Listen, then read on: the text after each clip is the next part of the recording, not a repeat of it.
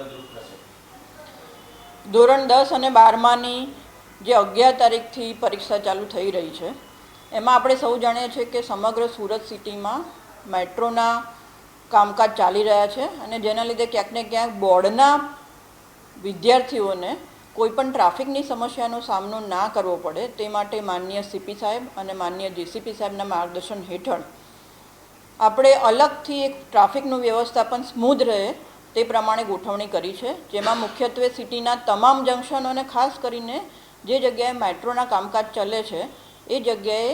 અલગથી સ્પેશિયલ ફોર્સની ફાળવણી ટ્રાફિક વ્યવસ્થાપન માટે કરવામાં આવેલી છે। સાથે સાથે સુરત શહેરના ટોટલ 12 સર્કલ, 41 સેમી સર્કલ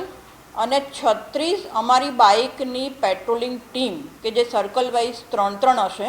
એમને એવા લોકેશન પર રાખવામાં આવી છે કે જ્યાં જનરલી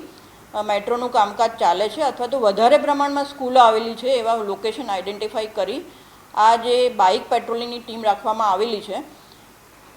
તેમને અમારો ટ્રાફિક હેલ્પલાઇન નંબરનો જે સંપર્ક નંબર છે એના ઉપર કોઈપણ વિદ્યાર્થી ટ્રાફિકમાં ફસાઈ જાય અથવા તો એમને સેન્ટર સુધી પહોંચવા માટેની કોઈ મદદની જરૂરિયાત હોય તો અમારી ટીમોને ટ્રાફિક હેલ્પલાઇન મારફતે તાત્કાલિક અધિકારીઓને અને ટીમોને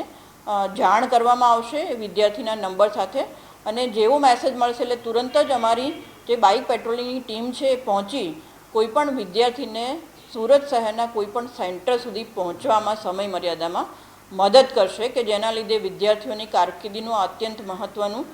જે વર્ષ છે એમાં એમને કોન્ફિડન્સ સાથે સેન્ટર સુધી પહોંચી અને એમની કારકિર્દી એમની ઈચ્છિત ક્ષેત્રમાં બનાવે એવી શુભેચ્છાની સાથે સાથે સુરત શહેર ટ્રાફિક પોલીસ દ્વારા આ કામગીરી 11 તારીખથી ચાલુ કરવામાં આવશે। મેડમ, કોઈ ટોલ ફ્રી નંબર જાહેર કરવામાં આવ્યો છે?